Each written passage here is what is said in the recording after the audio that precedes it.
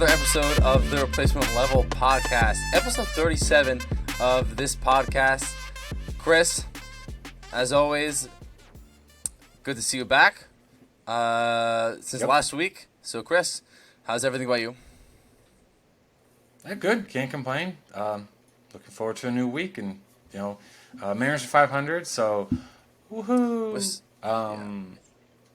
They are 500. Not a lot to be excited about. It's still kind of miserable for them. But it is nice to know that I have some company in that misery with you because the Yankees aren't doing so great anymore. This is true. So welcome aboard. Thank you. I'm finally on board with the subpar baseball that the Yankees are playing. And talking about subpar baseball, we got a big series this week, Chris. We got both our teams going against each other. We got the Mariners and the Yankees. 35 and 35 against 39 and 33. Yankees have been playing pretty bad brand of baseball. Just watching them, it's pretty tough to watch them, honestly. Like last night, I was like debating whether to watch the game. I'm like, I gotta watch the game, but just watching the Yankees themselves, they're just not a fun team to watch right now. So getting right into it, guys. 3-game series up for this week. Yankees Mariners starting Tuesday night. Yankees have some big updates on the injury side. Rodon is making his rehab start on Tuesday. Ian Hamilton will be back Tuesday, made a rehab start on Sunday. And Bader will be back Tuesday as well. He opted to play 2 more games in Somerset because he felt that he didn't make enough at-bats in Double-A, so he will be back Tuesday. But let's get into a preview of this series. Chris? To be honest, both our teams haven't gotten off to the greatest start at least. So, what are we expecting out of the series? This series has definitely lost a lot of luster, in my opinion. And I think a lot of it has to do with the fact that when the two teams faced each other earlier, the Yankees just smacked the hell out of the Mariners. And granted, Judge isn't there, so that gives a little bit more hope that the Mariners can win, but it's still not the greatest. Like, the Mariners haven't been playing well. I will say the highlight of this series, as of right now, based on pitching matchups, is going to be Game 1, where it's the young George Kirby versus the established Gerrit Cole.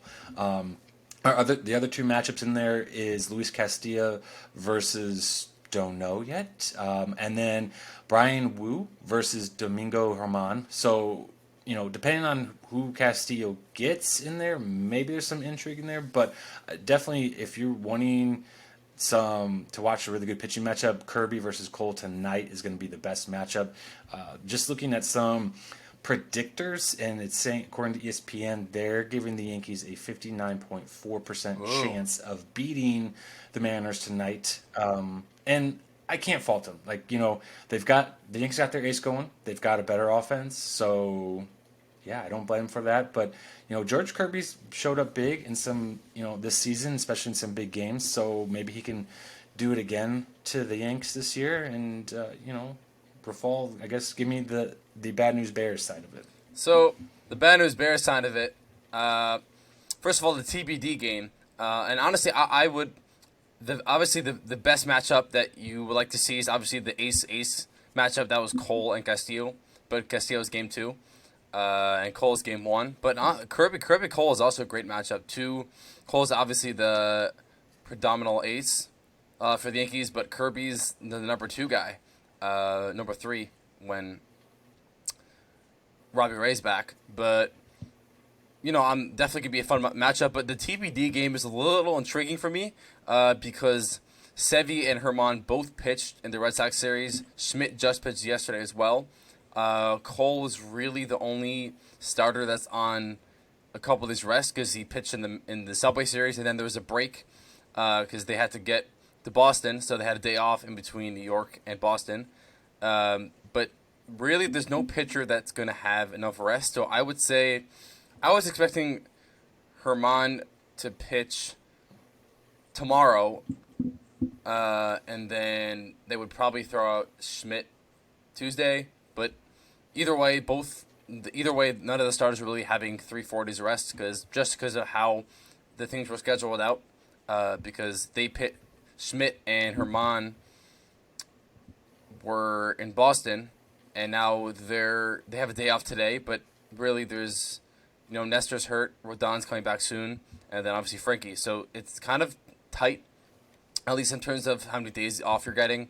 But I think we're gonna see some sort of might be even a bullpen game. Maybe they call up Randy Vasquez, and he'll throw up 5-6 innings and hopefully give it off to Michael King, Marinaccio to eat up the rest of the innings. But I think the most intriguing game, Chris, like you said, is really Game 1. I'm looking forward to Game 1 just because of the pitching matchup, but just the Yankees' offense has not been going, really.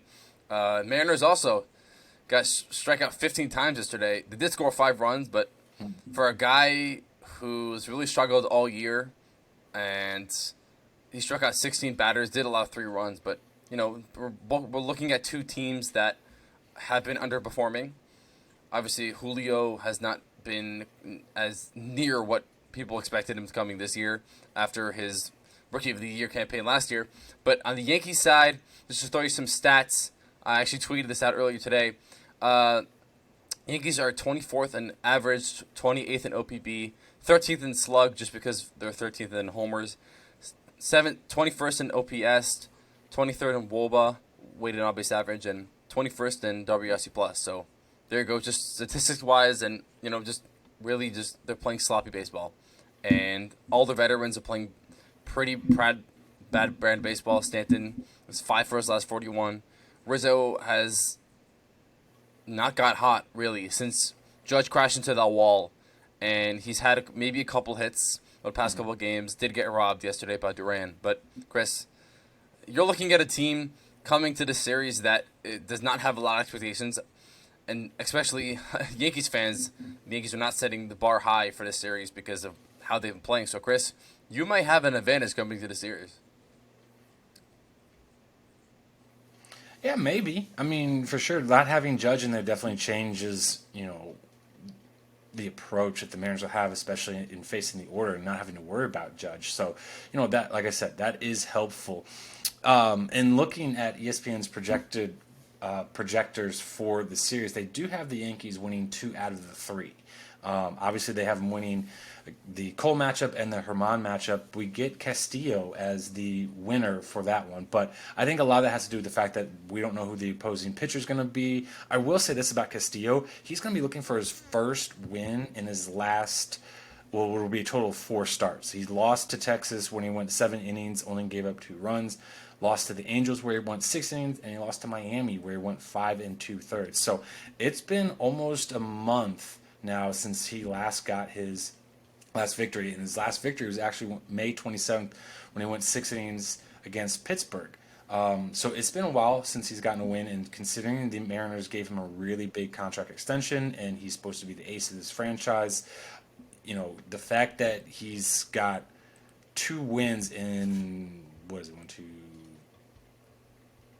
last 10 starts, that's not exactly what you're expecting from your ace. You're expecting to get a little more wins from him. Granted, most of the times if you're the ace of the staff, you're going to face most likely the opponent's best pitcher, but over the course of the season, injuries happen, and there's different matchups that come across that you'll come across. So again, it'd be nice to get Castillo another victory in here, but the biggest batter that I would say the Yankees have to worry about right now is Teoscar Hernandez. He definitely got off to a very slow start in the season, but he has really come on strong over the last few weeks here, and he's been one of the hottest hitters for the Mariners, and he's done a lot of damage against opposing pitchers. So watch out for Teoscar. I mean, the Yankees are going to be very familiar with him after all the time he spent in Toronto, but it'll be an interesting matchup. Both teams really need to get going in the win columns if they want to have any shot at playoffs.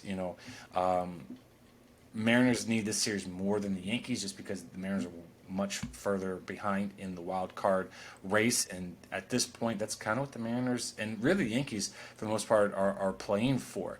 I think the Yankees, when they get healthier or fully healthy, they probably have a better shot at winning their division compared to the Mariners. just because the Yanks have a really strong, well, in theory, have a really strong rotation. They've got a really good offense. The Mariners not quite as much, but then also the Mariners are facing a out of nowhere hot Texas team, and then they also have to leapfrog the LA Angels and the Houston Astros as well. So they've got a lot harder climb to get back and win the division than the Yankees do. So really at this point, I think both clubs are really playing for a wild card spot, and the Mariners need this series more than the Yankees do, but it's not like the Yankees can afford to drop this series either. So hopefully both teams are playing with a little more urgency, a little more motivation to try and win this series, because both teams could really use it. The Mariners more so than the Yankees. So, for the Yankees at least, I'm not sure this is some sort of like a panic button, because it's June 19th and we got a couple months left in baseball. But the Yankees are 10.5 games out of behind the Rays, 6.5 from the Orioles in second place. So there definitely is a pretty large gap. And like you said, Chris, there's probably an unlikely chance the Yankees will catch up to the Rays, being that they're 10.5 games. And there's June 19th, and there's the way the Rays are playing, and just the way that the lineup's been rolling, and they're pretty much unstoppable. So at this point, unless a crazy turn of events, I just don't see the Yankees overhauling the Rays in any sense. I just think it's going to come down to the wild card, like you said. The Mariners as well. Obviously, you're in a pretty tough division. The Astros and, like you said, the Rangers, finally all the money they spent is coming together. But for the Yankees at least, we're talking about a lineup that is very streaky. And so far, the $290 million that Cashman spent, the Yankees have spent really has just not been panning out this year. And obviously you got Judge, and the Yankees just don't play well without Judge. Not sure when you see a team pretty much collapse when one player's out. But for the Yankees, that's been the reality. And, all their veteran guys, Stanton, like I said, is 5 for his last 41. Rizzo, LeMahieu, and obviously Donaldson, who is pretty much on the hot seat since he came back. And Torres has been really streaky just all year. So they're all around. The Yankees, there's a lot of holes in the lineup, especially when it comes without Judge and when the guys are just streaky. And when the Yankees offense is cold, there's really nothing you can do about it. It's just about getting your mind right. But that's pretty tough when you're looking at a Yankees lineup that needs to get wins on the board when they're this far out of first place. There's a lot that needs to go right, and that's not happening. So, big series, like you said, Chris, because both teams, like you said, need to start picking up the pace in the win column, sort of falling behind in the race, especially with the Mariners in such a tough division. Yankees also in a division that's all over 500 with the Red Sox win last night. They officially eclipsed more than one game over 500.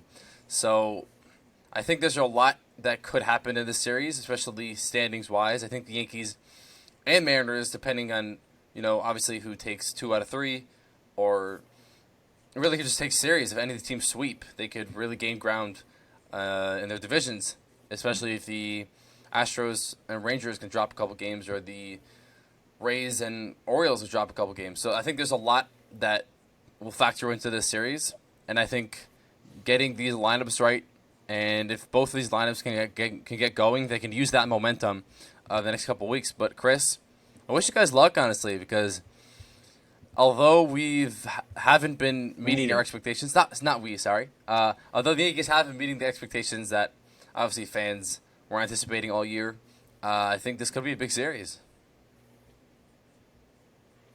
Yeah, absolutely. And just looking at the wild card standings right now, the top 2 teams are Baltimore and the Angels, and then after that you've got the Astros and the Yankees, who have an identical record of 39 and 33. It would be the next 2 teams that are there. They're a game back, or I should say the Angels are a game up on both of those teams. And then you've got Toronto, who's a half game back, Boston, who's 2 games back, and the Mariners, who are 3 games back. All of that second wild card spot. So, yeah, the wild card race is going to be tight. I mean, even after the Mariners, you've got Cleveland, who's 5.5 back. They're 5 games under 500. They still got talent on that team, and the AL Central is one of the weakest divisions in baseball, so they've got a chance to win the division. I really think you get one team out of the AL Central. You'll get two teams out of the AL East, maybe even three teams, depending on how the rest of the season pans out. But then the other division that has a shot at putting two teams in the playoffs would be the AL West. And it's going to be a battle. I mean, you've got Houston, who's the reigning champs. They've got a bunch of veterans. You've got the Angels, who are, trying to make a playoff appearance for the first time in Shohei Ohtani's Major League Baseball career. And then you've got the Yankees, who've been there forever. Or not forever, but were there last year, and then Toronto as well. Boston, who hasn't been in a few years, but and Seattle, who broke their playoff drought, their 21-year playoff drought last year. So it's going to be a very fun wild card race, and then a lot of health concerns and what teams do at the trade deadline is going to be a huge impact on how this shakes out. But it's all going to start right now, at least in my opinion, it's going to start right now with the Yankees and the Mariners in this series. And if the Mariners can win, that would move them much closer in getting that second wild card spot. But at the same time, if they lose the series, they're not dead in the water. There's still a lot of time, but it's just going to make that climb much more of an uphill battle. But it's going to be a fun series for sure. Every time you get to play in New York, it's always kind of exciting and thrilling to play in there. And Yankee Stadium is an iconic ballpark, despite how outside fans feel about it. It is very historic, so always going to be a fun time to visit New York, and hopefully the Mariners can come out with a win. And I would personally like it because I don't have to hear you remind me about how your team beat my team. So, yeah, that's even more reason. Hopefully the Mariners are watching and listening to this, and they will back me up. Well, if we come back on Thursday, whatever we record the next episode, and the Yankees are 5-1 against the Mariners this season, I think we know how this series went. But I think it's still early on in the season. Chris, like we were saying, the trade deadline is August 1st, so you still got a good month and a half of baseball to kind of reorganize yourselves and kind of get things together. So I think that there's a good amount of time until teams kind of get a feel. And a lot of teams are already getting a feel of where they're at and whether they're going to sell or buy. But for those teams in the middle, obviously the Yankees are going to be buyers at the deadline. The Mariners are sort of in that mix. But I think that you said, like, the wild card, there's a lot that could change. Like right now, the Yankees, Astros, and Dodgers, who are and have been past couple of years the most successful franchises and making the playoffs every year. Not necessarily the Yankees, who haven't won the series since 2009, but in terms of just making the playoffs every year and being a consistent contender, they've been successful.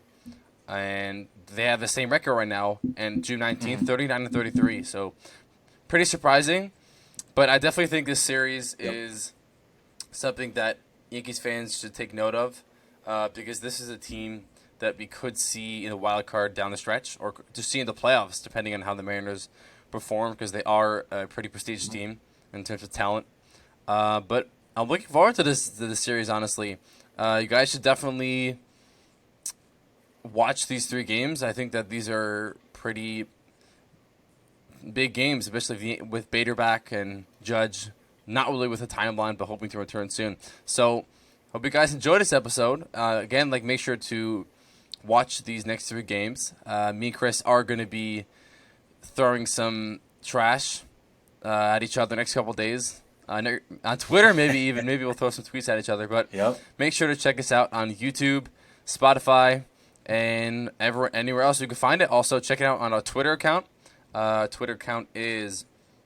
I actually forgot what our Twitter account is. That's pretty sad. Our Twitter account is Replacement Level 1. Check it out on Twitter. Follow us. Follow all our tweets throughout the year. And that's all for today.